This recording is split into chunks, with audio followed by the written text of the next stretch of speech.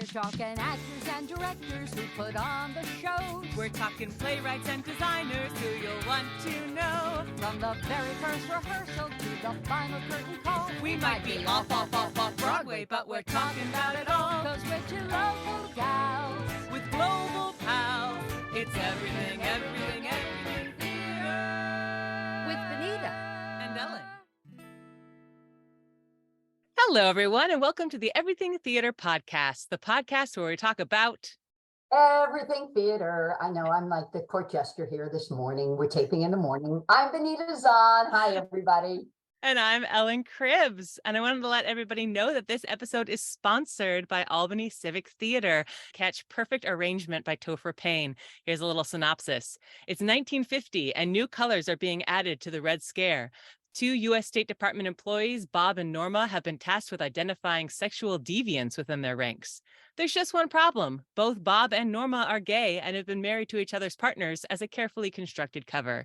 A very dramatic, funny, great show. It runs till November 20th. Get your tickets now at Albany Civic Theater.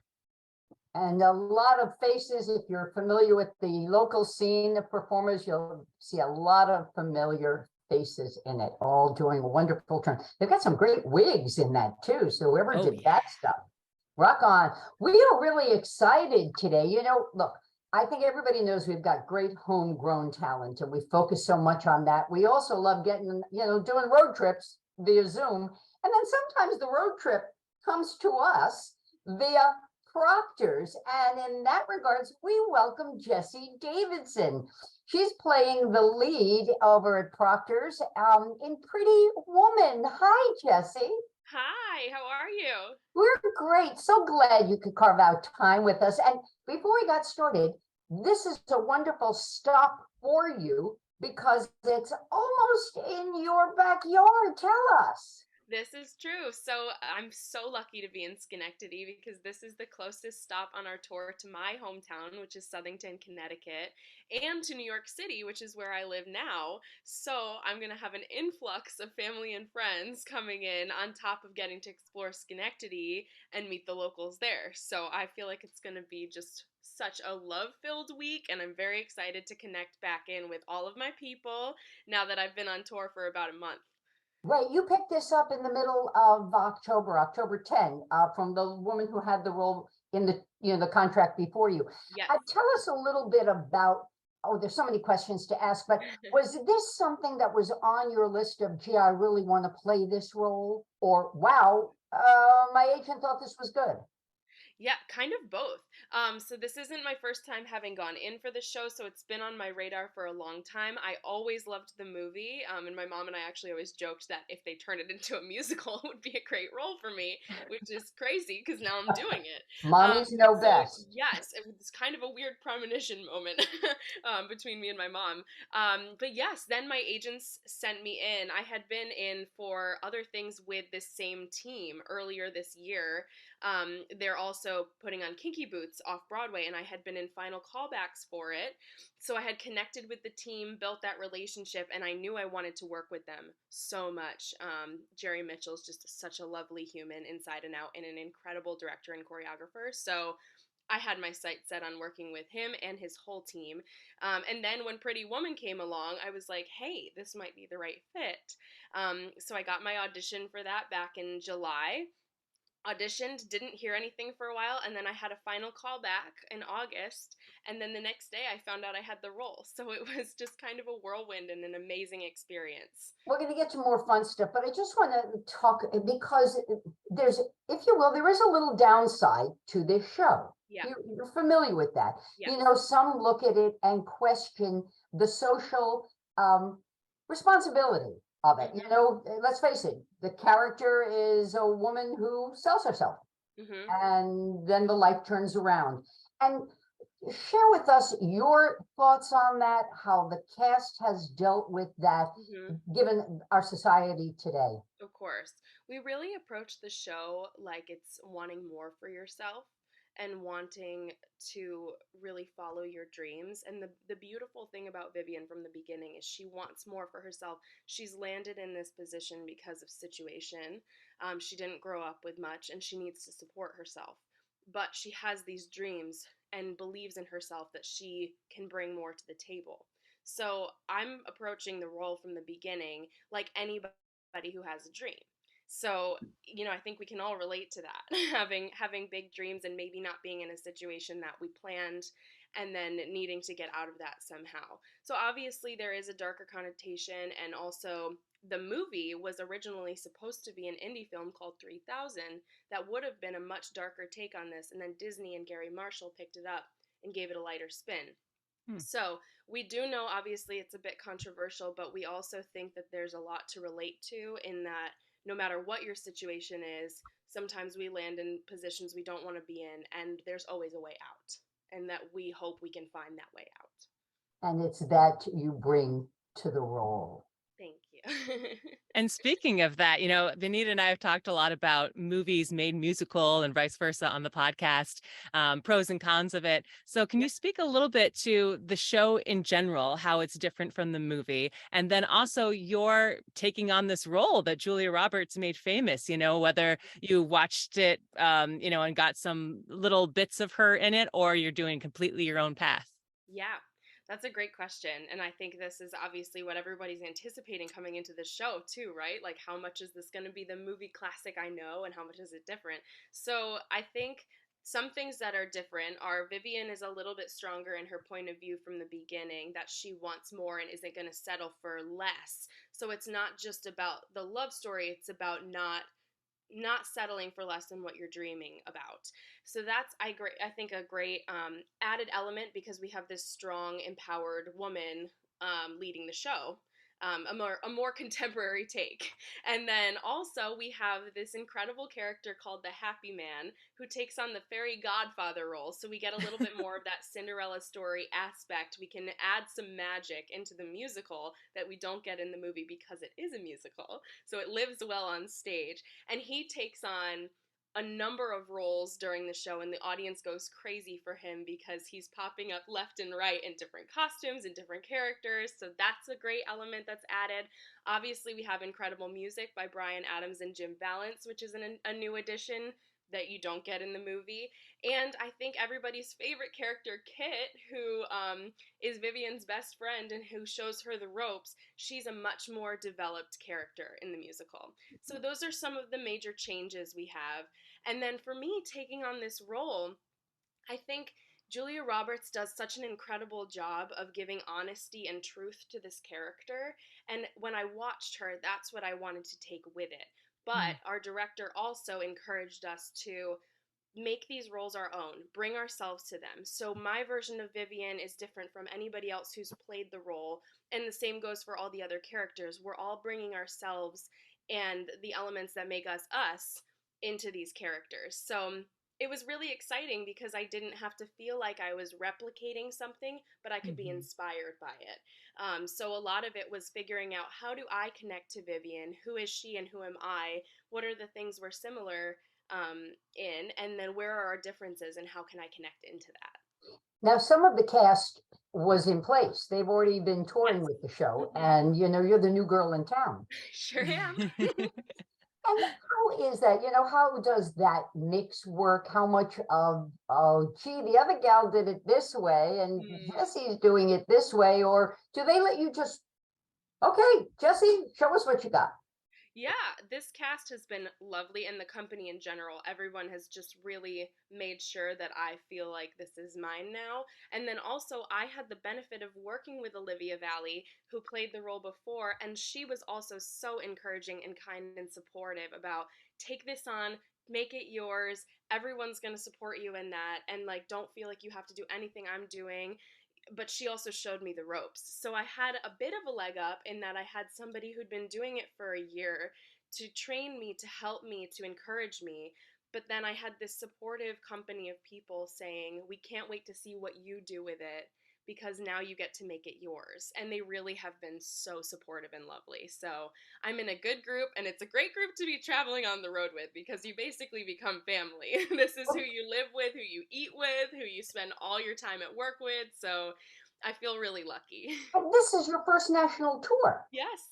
How do you mentally prepare for that? You're like, okay, folks, I'm going to pack everything up and we're heading out. I gotta be honest with you, it was just crazy. I had not too much time to learn the whole show, pack up my life, and get on the road. And I've always wanted to do this, and it did line up in my life personally in a time when I felt like I was really ready to go on tour. But I remember the night before just being like, oh my gosh, I'm actually doing this. Like, I'm leaving tomorrow and then I'm not going to be back here for a really long time.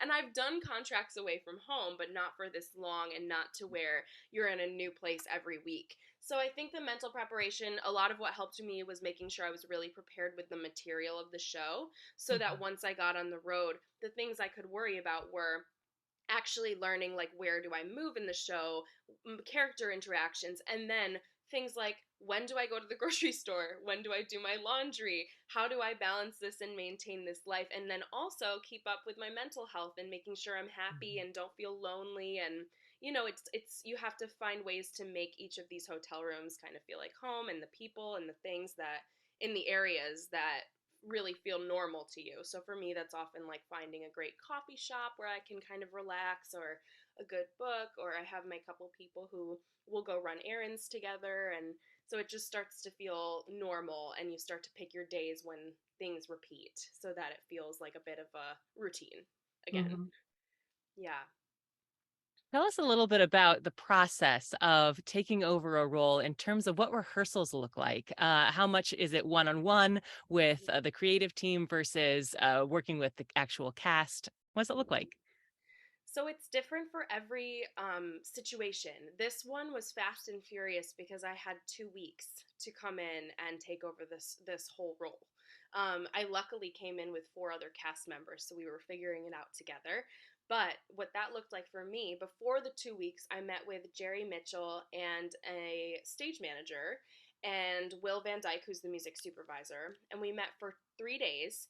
And we met for about 4 hours on those 3 days, and we talked character, we talked music, we talked blocking a little bit, which is the movement on the stage. So we kind of set the groundwork so that once I hit the road, I had these main points to carry with me of who we wanted this character to be, and I kind of knew my footing already around the stage so that I wasn't totally like, where am I? What's going on? So I was very lucky to have those 3 days with them and to get some time with Jerry to work one on one because he's working on so many productions. So I didn't know if I was going to have time with him or Will. And I ended up getting to work with the people who are the minds who created this, which was just incredible. It's great to hear it directly from their mouths. And then once I hit the road, I had 2 weeks of rehearsal, and the rehearsals looked like going to a studio during the day, working with our dance captains and stage managers who were incredible and gave us the entire show to learn. And I think they are just incredible people. Like, my brain could not do that. So that was fascinating, and they were so kind and welcoming. So we learned in the morning, and then at night we would watch the show either from the front of house or backstage, where we would trail the person who was already doing the role to learn quick change choreography, prop choreography, because there's a whole other world happening backstage. So during the days we were learning what happens on stage, and then at night we were learning what happens backstage. And so it was full days for 2 weeks. And then I had what's called a put-in, which is basically a dress rehearsal. And our creative team came for that. And that was my only run of the show before I opened. Wow. And the only time I ever had done it in front of everybody. So that was a scarier day to me, actually, than opening night. Because I was like, well, I hope I'm on the right track. It ended up going great. And I felt like I could then handle opening night with confidence. But yeah, it was so fast. It's the You know, fastest I've ever Wow. done this. it's like Pretty Woman, Yeah. bingo. Yeah. Here's a new life. As you point out, you're in a different house every week, every 10 days, something like that. And you mentioned, the backstage magic that goes on. Mhm. Do you all have to do a walkthrough for that when you show up in town? Share with us that. Yes. So every week when we get there, on Tuesdays before we open the show, we meet at 5 o'clock and we have a bit of a conversation about how things work in the theater, what we should expect from the area, a little information about our local crew that helps us, which is such a beautiful thing, and we love to connect with them every week. And then we do go backstage for a sound check where then they'll show us if there's anything backstage we need to be aware of. But generally, the show looks pretty similar week to week. It might just be getting to know that path from your dressing room to the stage, or don't step here because you'll trip on a wire, or something like that. But we do a safety walkthrough and sound check, and just some time to get accustomed to the theater before we go on that night. It's amazing how fast you feel like you've been there forever, though. I was going to ask whether when you go through the show, it kind of just melds and you feel, yep, this is just what we do. Or if it's, wait a minute, this feels weird. Like, what's going on? Totally. And that was something I didn't know before I got here. I was like, I wonder how this works on tour, because you get so comfortable with, like, even looking out into the house where you're looking for certain things, and it does actually just start to feel like muscle memory no matter where you are in the country. You know, you started on the 10th of October.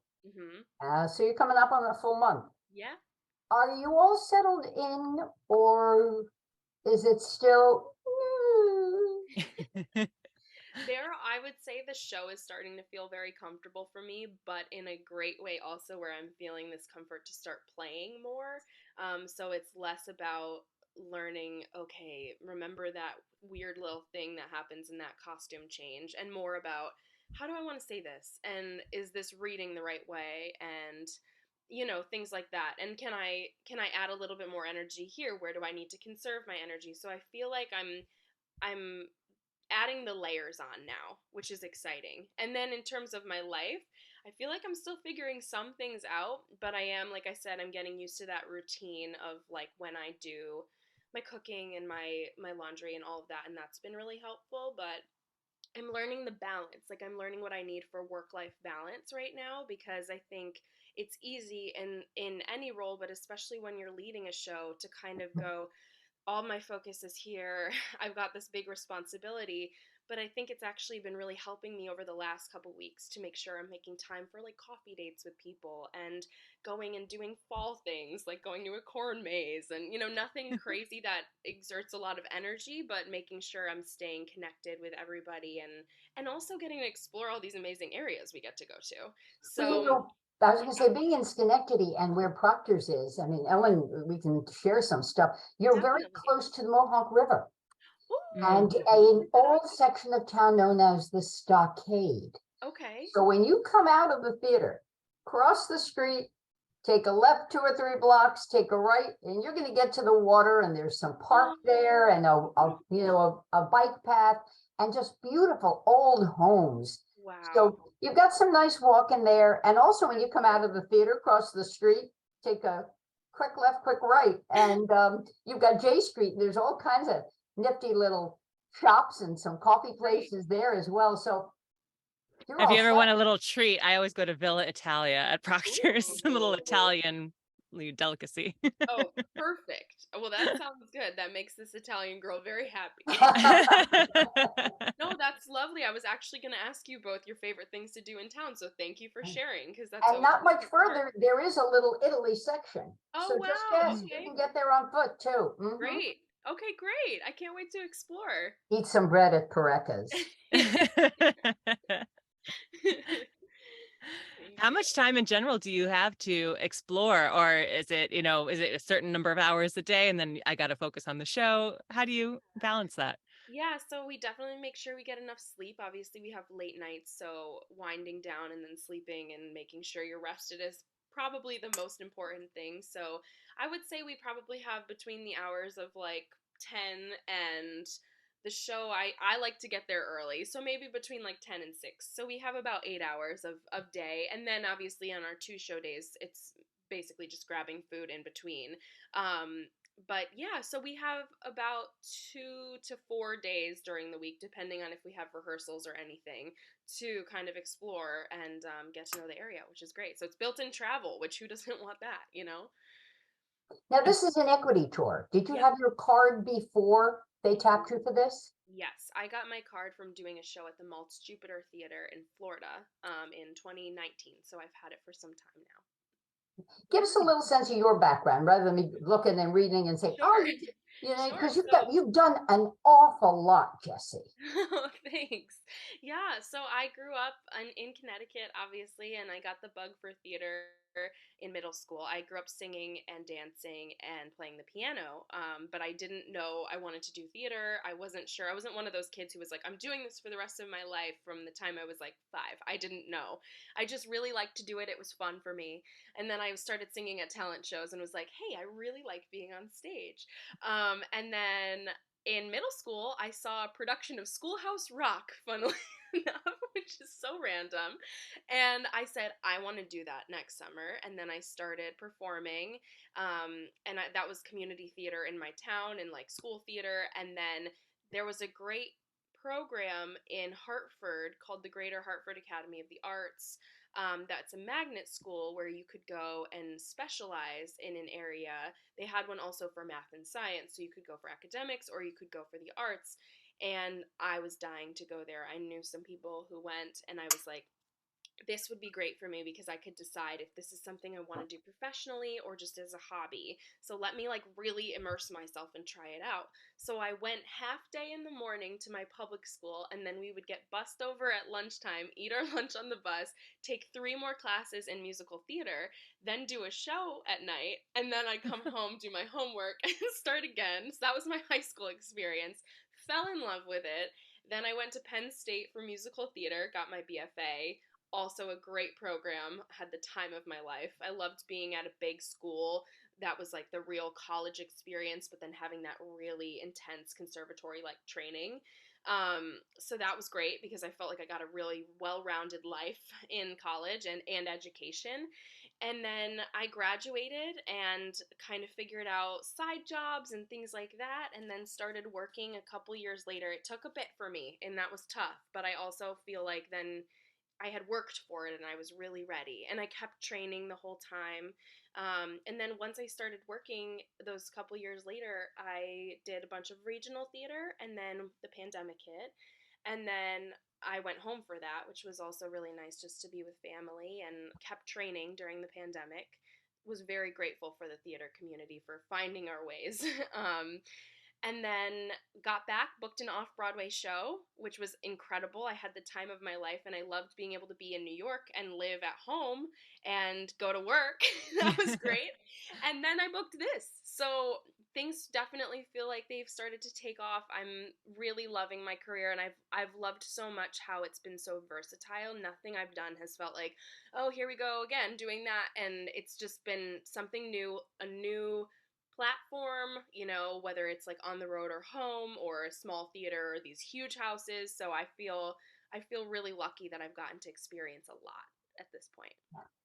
Could Yeah. you speak to, you mentioned that moment that I think most actors face when they get out of college or high school or whatever how far they decide to do their training, and then they're thrown out in the world, and it is, for most people, a struggle. They don't land that job right away. Can you Mm-hmm. tell us a little bit about your mental process of getting Yeah. through that time and the perseverance you needed to find? Mm-hmm. I think something that was really helping me get through was I kept getting really close. It was not like radio silence for me. And I have an incredible agency that represents me called Stewart Talent. And in our initial meetings, they had said to me, we really believe you're going to age into your type a little bit, which is Mm. exactly what's happened. And I kind of always felt that way about myself too. So I felt like they really saw me, and they said, we really want to focus this year on you building relationships. So there's no pressure to book work right away. It's more about let's build these relationships with casting directors, choreographers, producers. Like, let's just get you in the room, have them get to know you, keep being yourself, showing up as you, and eventually this is going to pay off, and keep training. And that's exactly what I did. So I think it really helped going in, having that conversation right away. So there wasn't an expectation.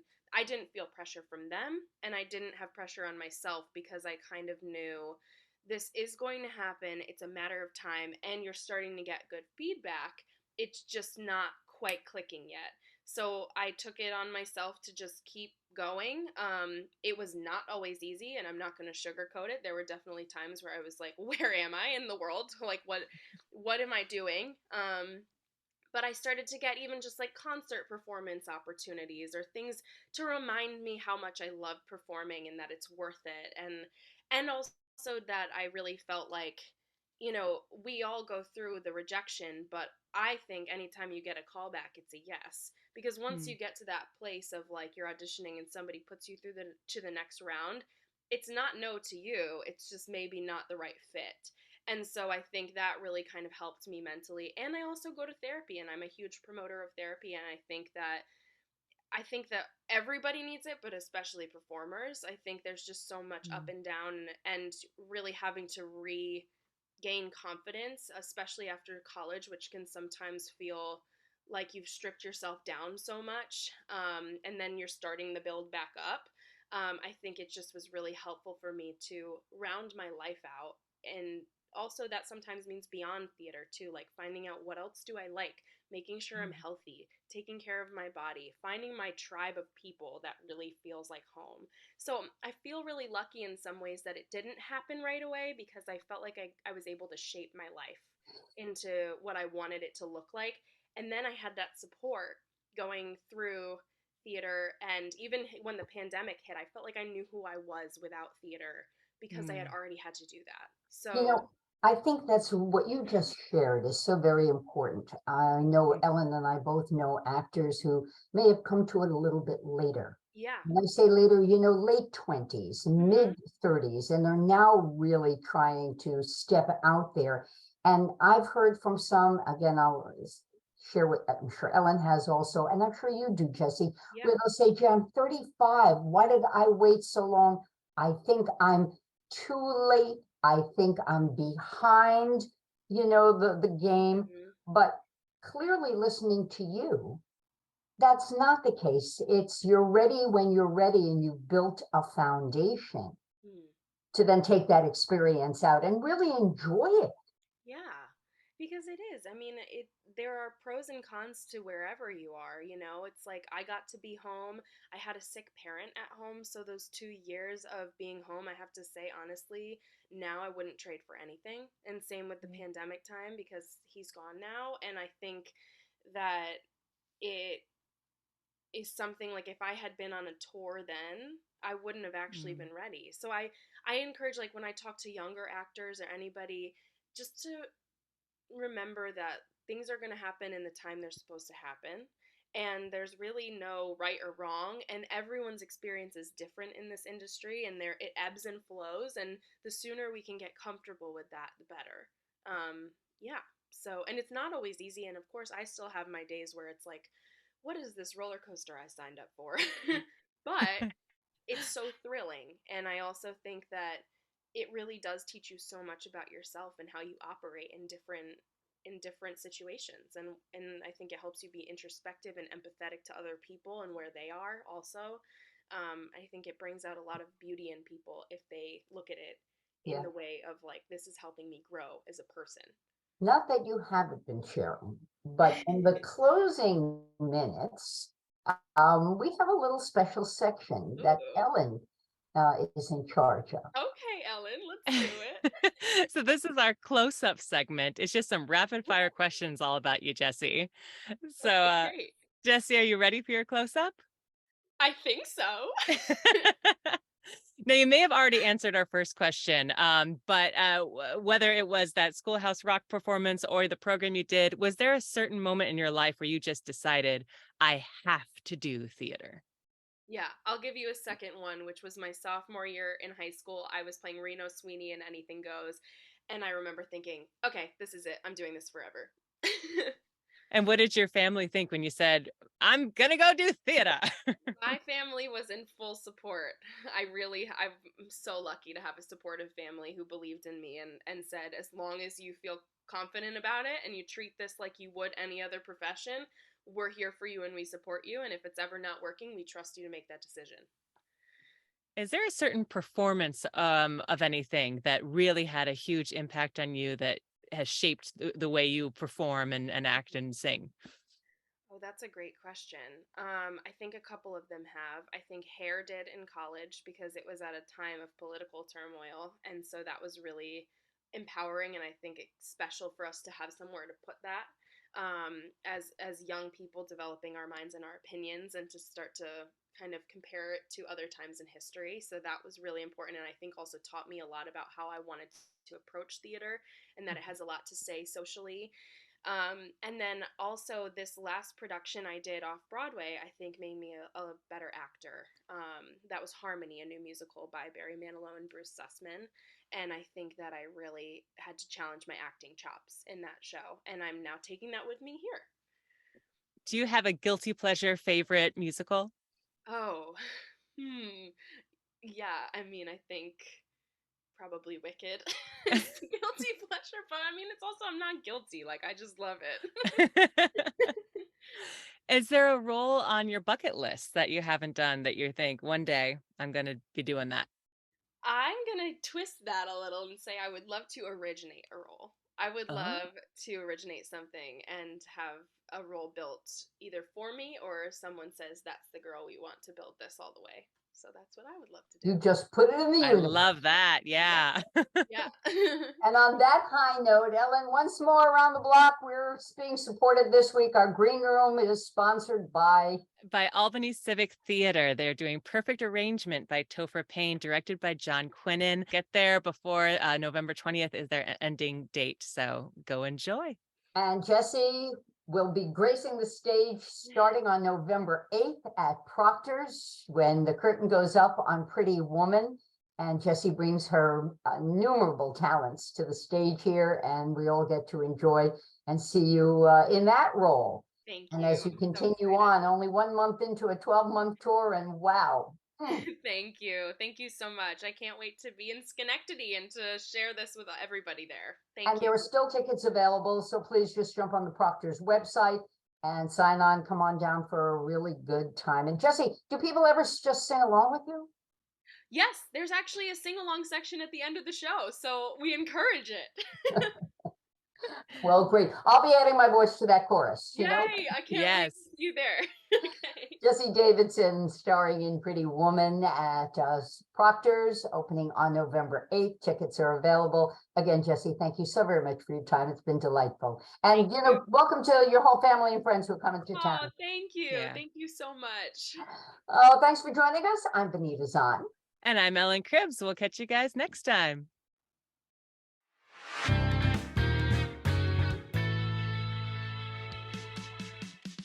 Thank you so much for listening to the Everything Theater podcast. Special thanks goes out to Alice Grinling for our photography and Justin Friello for composing our amazing theme song. Please remember to subscribe to our podcast and follow us on Facebook, Twitter, and Instagram. If you want to share your thoughts or what's going on in your theater community, you can reach out to us on social media or through our email at everythingtheaterpodcast@gmail.com. Till next time, it's everything, everything, everything.